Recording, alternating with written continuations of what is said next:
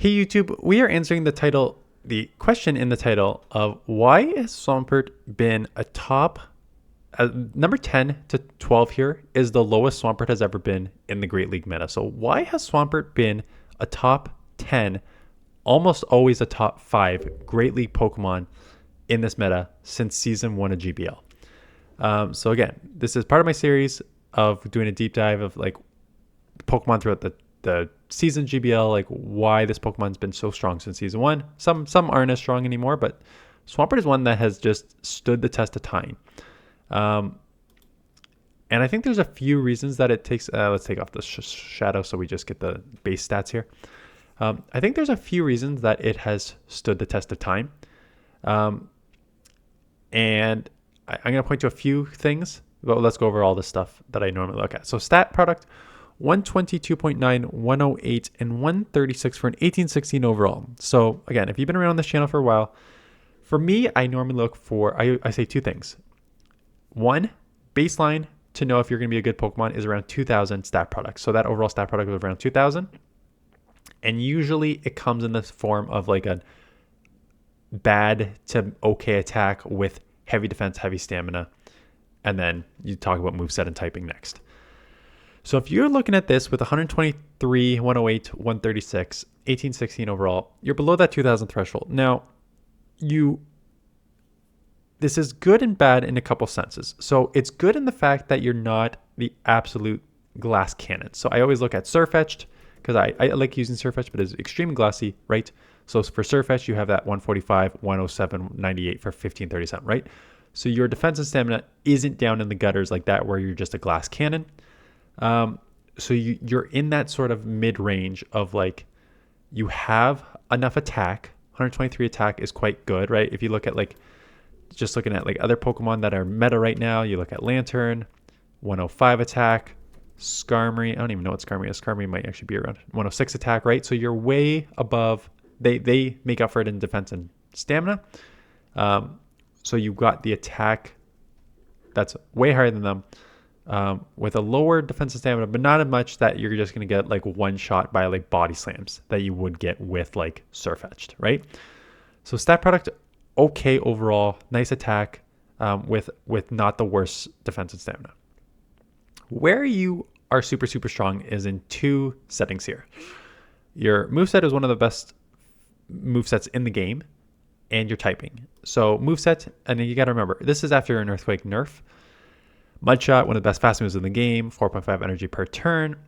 And then that Community Day move, 40 energy, 96 damage, 2.4. 2.4 damage per energy moves are usually saved for your 65 to 70 turn moves. And this is, so we go to fast move, we go to charge moves. You can originate by damage per energy if you want. So there's two things that you'll notice with this, right? When you get to that, these are all your damage per energy. So you either have one or two things. You have a somewhat low energy, like 40, 45 for close combat, but it usually comes with some sort of secondary effect. So V-Create lowers your defense by 3, close combat lowers your defense by 2, right? So if you're in the 45 range, there's that. Otherwise, they're just Community Day moves, right? So Hydro Cannon, and then Blast Burn, 50 for 110, and then Frenzy Plant, 45 for 100, give you that insane damage per energy. So Hydro Cannon is a 40 energy. So what already makes it sort of crazy in the damage per energy is that your damage per energy is lower than the other two Community Day moves, but your energy it's quicker to get to. It's only 40. And when you get to a damage per energy move of over 2, like 2.4 with Stab, that only costs you 5 mud shots and then 4 mud shots. That's an insane amount of damage that's coming at you constantly. So because Swampert has access to that mud shot, and the Hydro Cannon only costs 40, and it's a Community Day move that they always boost these Community Day moves to make them really strong. Just mud shot Hydro Cannon alone is insane. And it's so insane that I remember this matchup, if you have a Shadow Swampert, it only takes 2 Hydro Cannons to take out a Trevenant. So resisted Mudshot, resisted Hydro, resisted Mudshot, resisted Hydro can take out a Trevenant if you have a shadow version of it. That is how insane Hydro Cannon is. Earthquake is also a great move. 65 energy, 132 damage, over 2, which is what you expect. Like, this is what you kind of want out of these 65 energy moves, but a great secondary move, a stab move, 132 damage. So now you have basically 2 super, super hard hitting moves, one coming at you really quick and one that can just hit super effective against a lot of the meta, steel and stuff like that. But its main strength has always been its typing. Mud Boy, ground, water. And yes, Whiscash is everywhere now, and Quagsire is everywhere now, but they weren't. They were not at one point.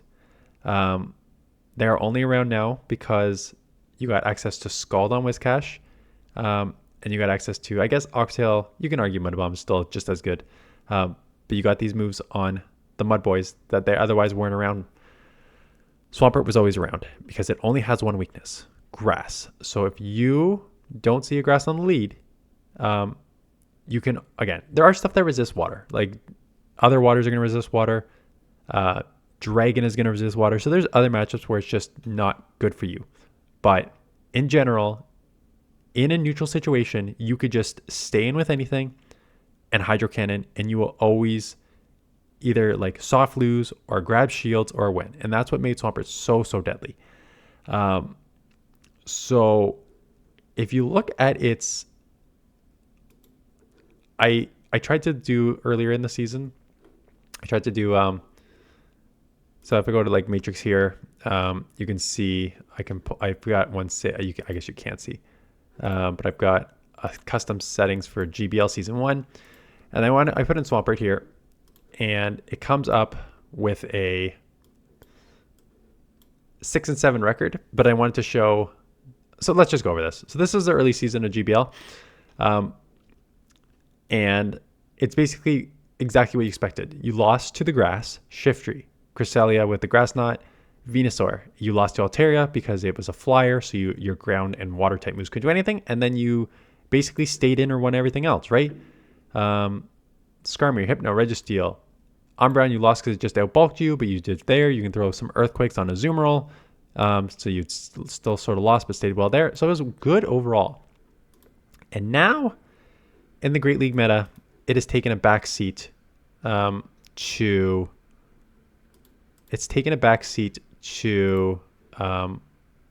the rest of the meta of Quagsire and Whiscash. And the reason that is has a lot to do with it's not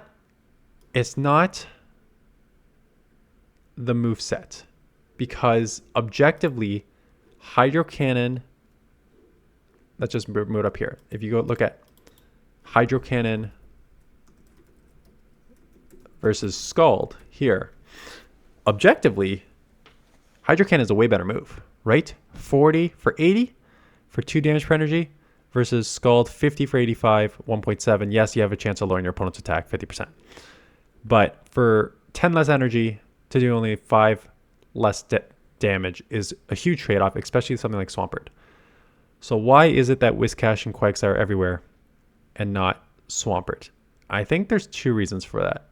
And I think it comes down to, foremost, what's changed the most in GBL over the 15 seasons, and that's stat products. So Whiscash was always an interesting one for GBL because it was always niche. It had that nice mud shot, it had an okay mud bomb, and a blizzard that can kind of catch you off guard. But it was just missing that nice water move.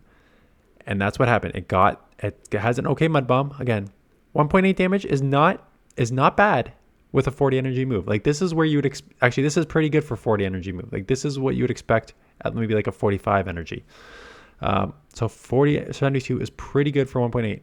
And then you had the blizzard, which is a nice coverage, but it costs a lot to get to. And now you have the stab Scald. But the main difference is, so same fast move, charge moves. I'd still say I want the charge moves of Swampert. But you know what I like a lot more with Whiscash and why it's so strong? Right here.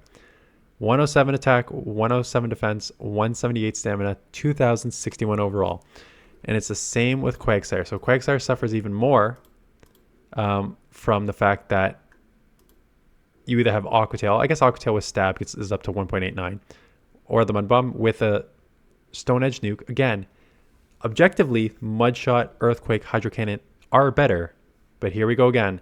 111 attack, 111 defense, 161 stamina, 2000 overall. And it's just that defensive stat product on Quagsire and Whiscash. You have, I would argue two things. I would argue one, it's the stat product. Having that higher defense allows you to just take more moves and compete better in the current state of Great League. That's the first thing. The second thing is your bad matchups. And unfortunately for Swampert, your bad matchups of Hydro Cannon, of having to resist a Hydro Cannon and needing to land the Earthquake, put you at a worse situation than Quagsire and Whiscash that can throw Mud Bombs in bad situations. And it's the exact same scenario of like, kind of like a Azumarill to a certain extent, right? You need to, like, with Quagsire, you can land, again, it's saying you have to land Stone Edge here because it's running. I always run Mud Bomb on mine, but you can run Aqua Tail on yours. But I guess Whiscash is probably a better one. So let's go to Whiscash here. So with Whiscash, you can at least spam these Mud Bombs. With Swampert, you need to land Earthquakes, and Earthquakes are not cheap to get to. So in good matchups, decent, in like neutral to good matchups, Whiscash is good because it's got like a nice, again, not as good as Hydro Cannon, but like nice hard-hitting Scald without giving up the bulk. Like, again, objectively, if I only have one Pokemon that I can throw one move on, you obviously want Swampert to be throwing Hydro Cannons as opposed to Whiscash throwing Scald. That's obvious. But if you're in like a situation where Hydro Cannon is resisted, then you need to rely on your Earthquake. Then having something like Whiscash with Mud Bomb, or having like Mud Bomb on Quagsire or stuff like that, puts you at a leg up. And I think that changes it given the state of the meta, right?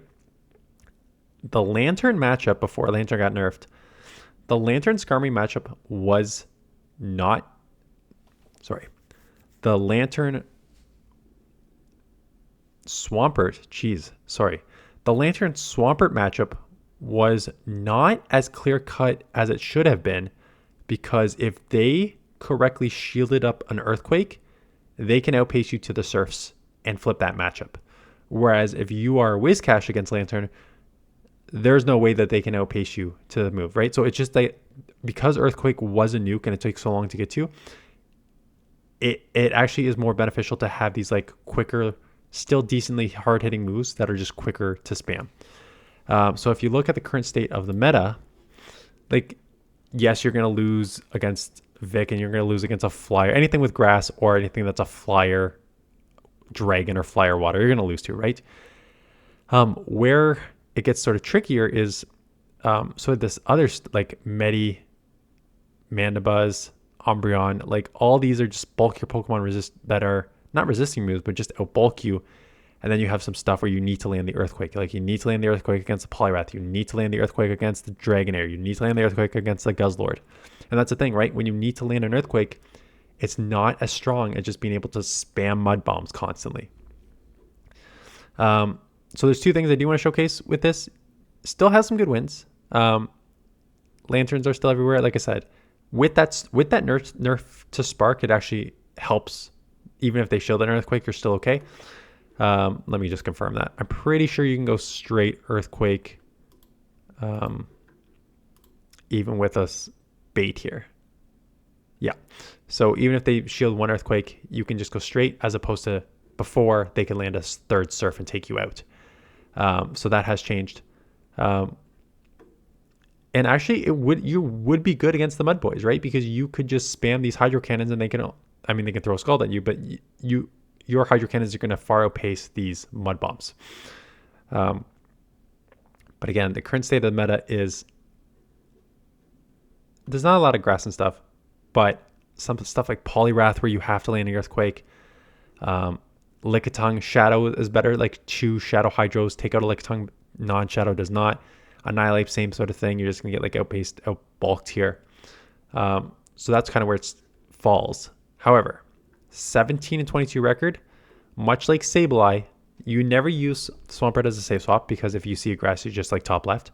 But much like Sableye, with Mudshot advantage, this thing can be very, very deadly given how fast it spams Hydro Cannons. So 17 and 22, 1 Mudshot advantage moves at 17 to 22 wins. So you pick up 5 wins and then 2 Mudshots, goes from 22 to 26. So you pick up another 4 wins, right? So you just picked up 9 wins with 2 Mudshot advantage. And that's the thing. Like your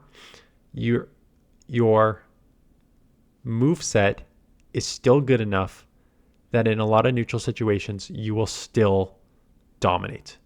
Because you can just spam that Hydro Cannon. The problem is when there's so many waters out there for Alligator, Poliwrath, Mantine, you can argue is propping up a bunch. Uptick in Dragons this season. Altaria's back everywhere again. So when you have to do that, where you either need to land the Earthquake or you're completely useless, it just limits Swampert's strength moving forward. That being said, I don't think it's ever really going to fall outside of the top 15 here for 2 reasons. They'd have to nerf Hydro Cannon. There's only 2 things that would put Swampert outside the top 15. Nerf to Mudshot or Hydro Cannon. If they nerf the energy gain on Mudshot or they raise the energy on Hydro Cannon. I think they've already nerfed Hydro Cannon in the past, if I remember correctly. But if you want to nerf it even further, yes, that would probably lower Swampert. But the biggest thing that would lower the biggest thing in my opinion as to why Swampert won't go any lower is because grass will always suck in this meta. And I think the case in point is the current state of this meta. You have, again, I go over this, it seems like every video now, but you have like 15 Pokemon in like the top 30 that are water, right? Feraligatr, Quagsire, Swampert, Lantern, Azumarill, Mantine, Whiscash, Empoleon, yada, yada, yada, yada. Pelipper, Toxapex, yada, yada. Tons and tons and tons and tons of water. It's a bunch of mud boys, right? Quagsire, Swampert, Whiscash, 3 mud boys in the top 23. With so much water in this meta, you think that grass would not be way higher. So the top grass Pokemon, the first, you have like 15 water Pokemon in the top 30, and your top ranked grass Pokemon is at 26. And then Go-Go is one that like no one ever uses. And then Abomasnow is okay. It's classy, but it's okay. And then Trevenant is mostly used as a ghost as opposed to like grass. And then you're getting onto like niche stuff like Lurantis and Chestnut. And it's because grass suffers from a couple things here. Grass has always suffered, even in the main series games, of not being hard hitting, right? You always, I think it was like fire is a hard hitting one, water is like the defensive one, and grass is the easy to build one. And it wasn't like they evolved early, but they weren't hard hitting. Like that's pretty much what I remember from Red. And so even in the main games, grass has always been inferior. And then, yes, just the typing, like a pure grass typing, like Superior, has 5 weaknesses: bug, fire, flying, ice, and poison. So you have a mud boy that has only 1 weakness and a pure grass type that has 5 weaknesses in this meta. And you could argue like poison not around a ton, bug, yeah, there's a couple, fire is pretty much non-existent, RIP Ninetales. There's an okay amount of ice and there's a lot of flying. So like Skarmory walls you. Like you want to use Superior, you need 2 Skarmory answers because you're completely walled by Skarmory. You're walled by most steals just with this typing. I think their secondary moves have always affected them in this game too, right? That's why Trevenant is so strong, because you have the grass move, but you have the ghost move. Some of these other Pokemon get by on their like Lurantis, Chestnut, superpowers, Brick Break for Go-Go. Like Aerial Ace again gives you okay coverage for flyers, but like not really. So it's just a secondary move. It's your typing and secondary move and like your overall stat product, which kind of limits your grass. So if you can't even get in a water meta, If you can't even get grass to rise up in a clearly water dominated meta, like I don't know how you dethrone Swampert that's only weak to grass, right? So that's my thought process. So I should use Swampert. Maybe I'll test it tomorrow, aka today. I've already got a video. I've already got another team for tomorrow, so you won't see it this time. But I'm pretty sure Great League is on again next week. So maybe I'll showcase Swampert next week just to show that it still is strong, but it has its limitations in this meta. Anyways, that is it. That's been a lot of talking. I can feel it in my chest because I am not feeling good. Anyways, so that is it. Hope you're enjoying these. Thanks for watching. I'll see you guys in the next one.